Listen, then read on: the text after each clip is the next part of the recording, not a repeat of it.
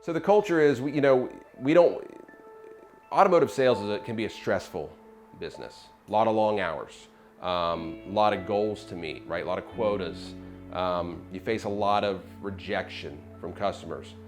And it's just grind, grind, grind. That's the culture of the auto sales industry overall. We're counterculture, we're counter industry. Harry comes in here, he's grown his hair now for a year.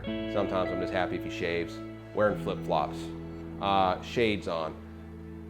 9 out of 10 dealerships, that would be a no-no. I mean, just having shorts on would be a no-no, right? You're lucky if you get to wear a polo shirt when spring hits and not have the tie on. None of that happens here. So, are we passionate about what we do, about hitting our goals? I mean, we are. We have a competition within the company every year, and if you take a zoom in on this, we've won it the last 3 years in a row, and really, we've won it 5 out of 10 times of the whole company.